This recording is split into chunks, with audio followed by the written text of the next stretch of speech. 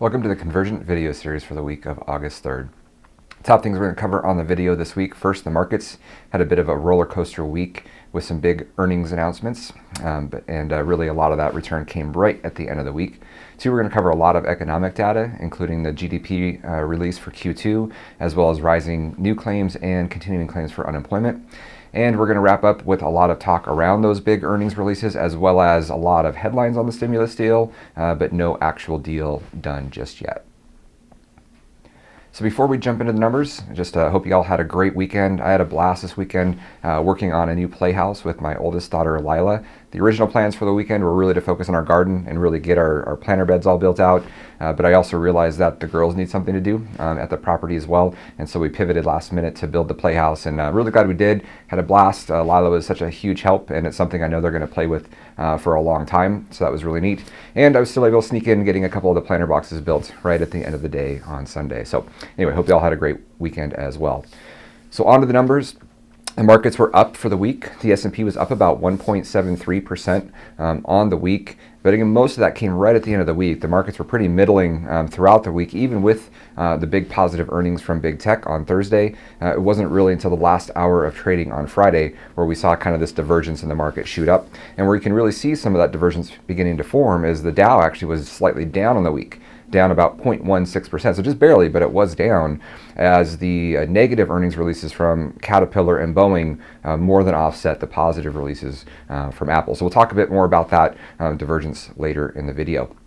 On to economic data, as a big week of releases from the economic data standpoint. So we'll start with unemployment. New cases for unemployment or claims for unemployment were at 1.4 million, so it's our 19th straight week where we've seen over 1 million new claims for unemployment.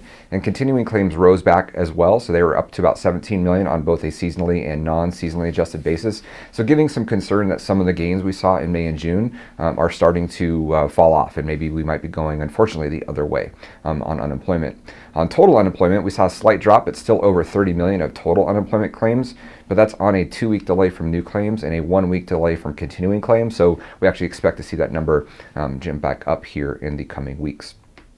Other things we were looking on the economic data front, consumer sentiment was released last week, and that came in actually worse than expected. So we think a lot of the new COVID cases and what that might be in terms of an impact on the economy in Q3. Will there be more shutdowns?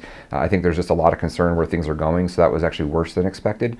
And then we had Q2 GDP numbers finally released, which, were as bad as expected. So we saw about a 33% drop, but we all knew Q2 was going to be bad with the shutdowns in April and May. What was interesting is the Atlanta Fed also released their GDP Now forecast for Q3 GDP, and they actually expect a 12% growth in GDP in Q3, which sounds really good until you realize that that's a quarter-over-quarter number. So what they're saying is we're expecting the economy to grow 12% over what we saw in Q2 of this year, which was a negative 33% growth over the previous quarter. When we actually look at Q3 of 2019 in terms of the GDP growth, we're still going to be way off of those numbers. So we have a long way to go. So while it's positive that we're going to be beginning to grow off of this bottom, we're still a long ways away from getting anything back to what we were like in the last couple of years in terms of GDP growth. So on to some of the big earnings releases for the week last week. We had big headlines on Thursday with some of the biggest tech names. So we had Apple, Amazon, Facebook, and Google all reporting together after the bell on Thursday. And outside of Google, all pretty much had blockbuster results. And so what's becoming really clear is who the big winners are and who the losers are from this big shift in the economy. And big tech appears to be the winner and are likely to continue to be the winners going forward. And what we're really starting to see is this big divergence in performance from those names and the rest of the companies in the S&P 500. So if you look at the returns for the S&P for the year, we're now up about 2% on the year. But if you look at those big top 5 tech names, they're up about 35% on the year. If you look at the other 495 companies in the S&P 500, they're actually down about 5% on the year. So again, just this huge divergence that we're going to have to keep our eyes on. We haven't seen this level of divergence in those top 5 names of the S&P driving most of the returns since 1999. And not to say that we're headed for another tech bubble bursting, but it is something we're going to have to keep an eye on. So another big thing we've been watching is the stimulus package. And so while there were a lot of headlines last week on the negotiations, news out of the White House and some of the commentary we're seeing is that they're still pretty far away from a deal getting done. Hopefully, some progress is made this week. There are some things they've agreed upon, including like the one-time checks that might come as a part of the package. But the thing they're furthest away on is what those weekly extra unemployment benefits might look like. And so, we're concerned that a deal may not be done anytime in the near future. So again, that can change. These situations are very fluid. We can see something in the next couple of days, but it's something we're definitely going to keep an eye on, because I think it's going to have a pretty big impact on what we see in terms of GDP growth and how people are feeling about the economy going into Q3.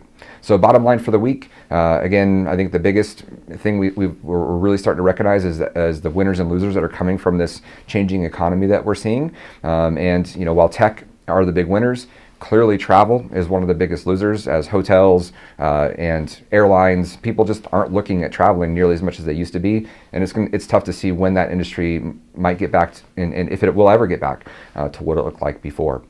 Also, again, the big thing we're keeping an eye on right now is the stimulus package and what type of deal is going to get done and when that deal is going to get done, because I think that's going to have a big impact on how people are feeling about where things are going to go in the future. And so, while piling up a lot of new debt maybe isn't good for the long term, it'll do a lot for how people feel in the short term. So, it's a pretty important thing that we're going to keep an eye on coming this week.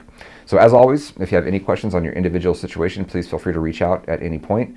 But with that, we hope you have a great week, and we look forward to talking with you soon.